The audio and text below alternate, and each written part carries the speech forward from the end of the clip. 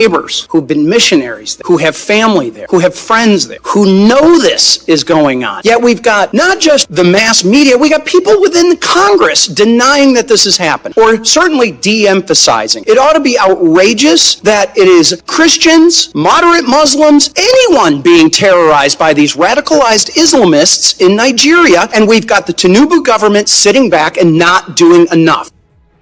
The hearing follows U.S. President Donald Trump's decision to put Nigeria back on the CPC list. Trump is accusing Nigeria of persecution of Christians and says military options were being considered. But a Congresswoman, Sarah Jacobs, has a different opinion. She says President Trump's military threat to Nigeria over alleged Christian killings is reckless. Speaking during the U.S. Congress hearing on Nigeria's designation, Jacobs believes it is wrong to blame Nigeria's violence only on religion because both Christians and Muslims are affected. She's also arguing that Nigeria government needs to do more to protect its people. Distorting what's happening into a solely religious narrative erases the real drivers of violence and makes it harder to implement effective solutions. And it can fuel violence against the very groups the Trump administration claims it wants to protect. That's why I'm alarmed by President Trump's rhetoric about this violence and threats to go into Nigeria, guns a-blazing, and to wipe out terrorists. We are already receiving reports of increased tensions between Christian and Muslim populations following this rhetoric. President Trump's threat is reckless, and any unilateral military action in Nigeria would be illegal. Okay. Those are valid arguments both ways.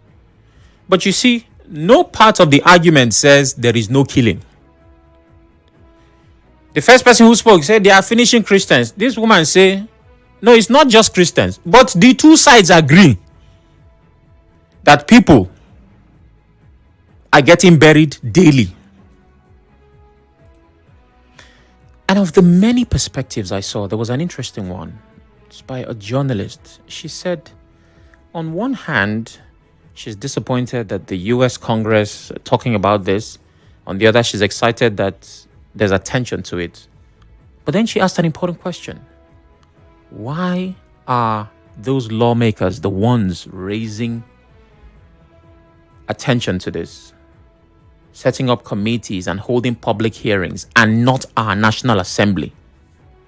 And of course, people rushed and said, well, what the National Assembly do is, to approve loan. There were lots of reactions.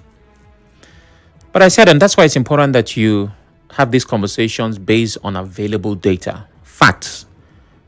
Our National Assembly have done a couple of things. Have they held public hearings? No, they've not.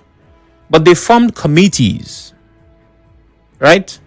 Every time there was a killing or something, there was a 2-man, 7-man, 21-man, 19-man, 12-man panel that was set up to look into this and that.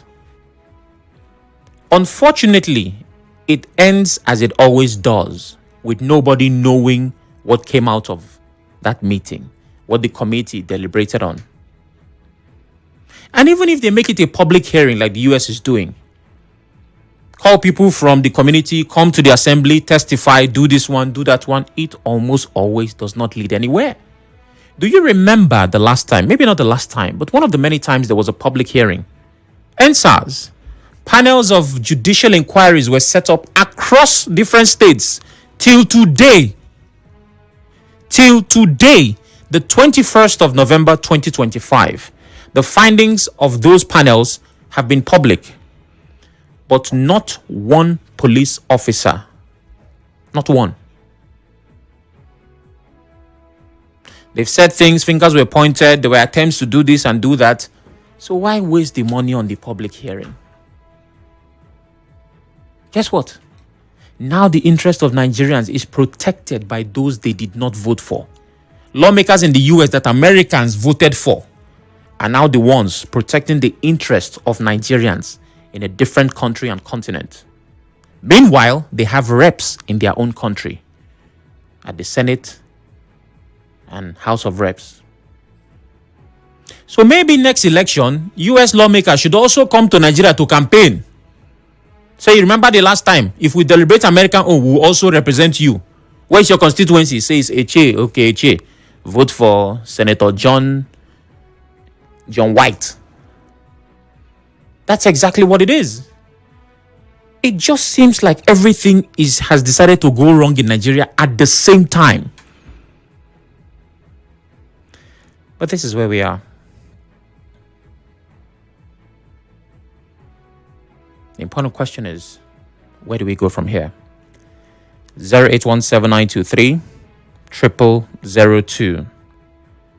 0817923 0003. WhatsApp is 080 903 06 416. I think we might have to take some of our big stories contributions into the next hour. Hello. Good afternoon. Good afternoon to you, Oracle. Good afternoon. What's your name? Robin Maja, the farmer. Go ahead. Go ahead. You see, Oracle, there's a problem before us. This problem has lingered not less than 15 years. When the first adoptions took place in 2010, and it has reoccurred without successive government doing anything serious. Rather, they say they are on top of the situation. Look at the present president. The other day he sent Shetima, vice president, to Kebbi State. The other day he has sent the minister for state. That is yesterday. Before now, he has sent some delegation to go and discuss dialogue with Americans.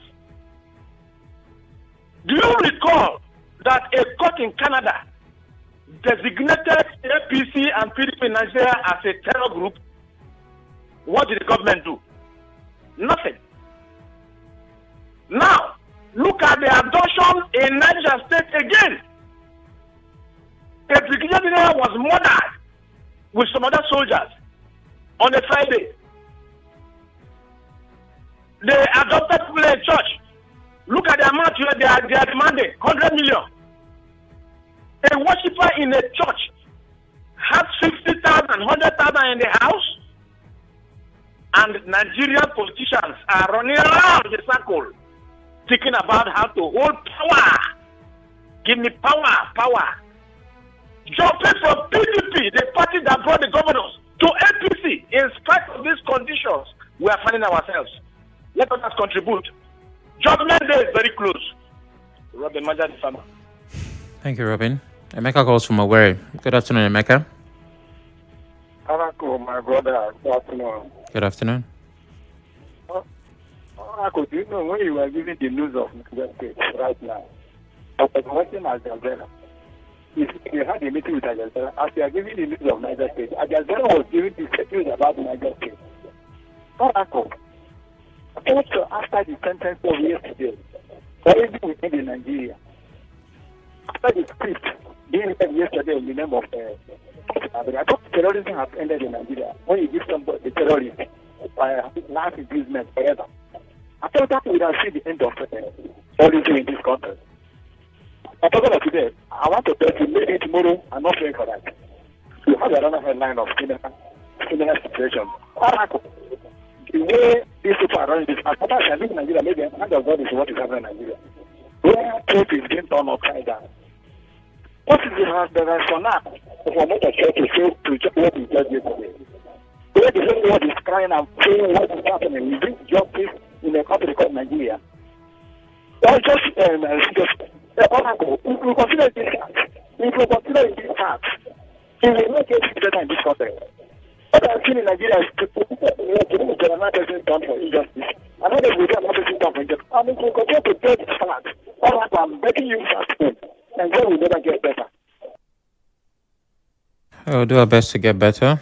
It's our responsibility as individuals and as a collective. I'll take a few messages. A break comes up at 55, but on the other side of the hour, we'll have to continue with the big stories. So your messages on WhatsApp and calls will be duly taken.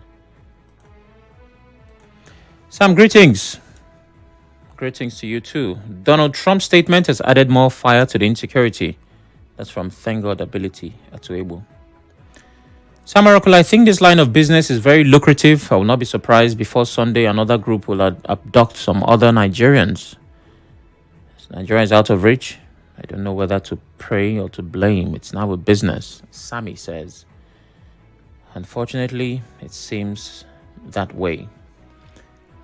Good day, Sammy. Was APC nomination form? Yeah, thank you. I know there was a nomination form, presidential, that was 100 million naira. And someone else says it was APC. Okay. So, Kwara church members are eligible to run. Good day, Sam. It's shocking and irritating that our security agencies are not up and doing. So I'm very reserved with the happening in our country. As soon as Donald Trump declared Nigeria a country of particular concern, we started witnessing rapid flow of kidnapping, banditry, and terrorist attack in predominantly Christian areas, such as schools and churches. This is clearly politically motivated, and our security agencies must live up to their responsibility. Pastor Sunday from Rumi Igbo says. After the break, we talk. Stay with us.